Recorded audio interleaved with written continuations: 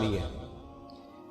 شہزادہ گیا ملنے استاد صاحب سے، استاد صاحب نے کنڈی لگا لی، ہاتھ میں درہ پکڑ لیا، مار مار کے پورے وجود کو زخمی کر دیا، کوئی غلطی نہیں، کوئی بات نہیں، مارا۔ اب بچہ آیا آ کے بادشاہ سلامت سے کہا کہ ابا جی سمجھ نہیں آئی، بڑا مارا ہے استاد۔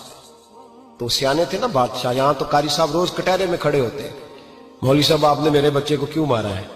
آپ 8,000 کے مولوی ہیں، میرا کئی کروڑ کا بچہ ہے، سویرے بدل لیں گے، خبردار آپ نے بچے کو ہاتھ لگایا، اپنی حیثیت میں رہے معاذ۔ جو قومیں استادوں کو کٹہروں میں کھڑا کرتی ہیں وہ ترقی نہیں کر پاتی، جو استادوں کو کٹہروں میں روز کھڑا کرتے ہیں۔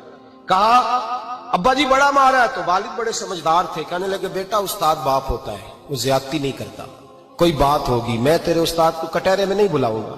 اماں سے بات کی، اماں کہنے لگی بیٹا میں تیرے باپ سے کیسے بات کروں، ڈر آتا۔ وقت گزر گیا، 22 سال بیت گئے، 22 سال گزر گئے، بادشاہ کا انتقال ہوا، شہزادہ تخت پہ بیٹھا، پہلا حکم یہ دیا کہ میرے استاد کو بلاؤ، پہلا حکم۔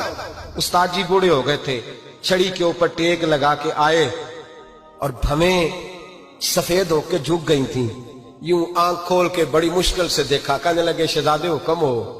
کب میں شہزادہ نہیں، اب میں بادشاہ بن گیا ہوں۔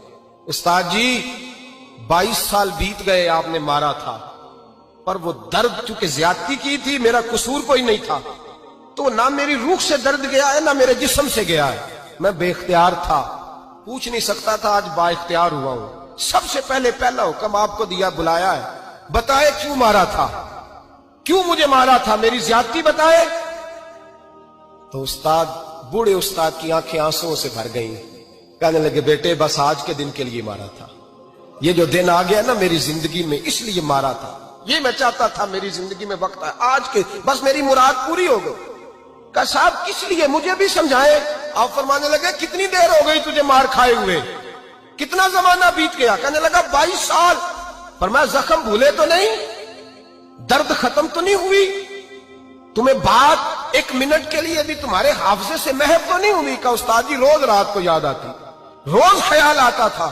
استاد کہنے لگے بھائی تو بے اختیار تھا، پوچھ نہیں سکا، 22 سال تجھے یاد رہا، مجھے پتا تھا تو ایک دن حکمران بنے گا، میں نے تجھے اس لیے مارا تھا کہ بیٹے یاد رکھنا، کسی پہ ظلم نہ کرنا، اگر تجھے 22 سال تک یاد رہا ہے تو جس پر تو ظلم کرے گا اسے بھی قیامت تک یاد رہے گا، اور یہ یاد رکھنا تو آج با اختیار ہوا تو تو نے مجھے بلا لیا ہے، قیامت کے دن غریب با اختیار ہو جائیں گے، مظلوم با اختیار ہو جائیں گے، وہ با اختیار ہوں گے للہ الواحد القہار، رب کریم کی بارگاہ کے اندر ان کا اختیار ہوگا، اکیلے اللہ کی حکمرانی ہوگی۔ پھر وہ بلائیں گے بڑے بڑے کج کلا، دنیا میں جن کی پگڑیاں اونچی تھیں وہ سر جھکائے کھڑے ہوں گے، دنیا میں جو ڈکٹیٹر بنتے تھے ان کی پشتیں لال ہوں گی، ان کو غدار لکھا جائے گا، قیامت تک نہیں بھولے گا۔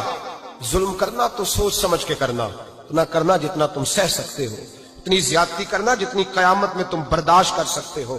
میرے نبی کریم صلی اللہ علیہ وسلم نے فرمایا ظلم سے بچو، یہ قیامت کے اندھیروں میں سے ایک اندھیرا ہوگا۔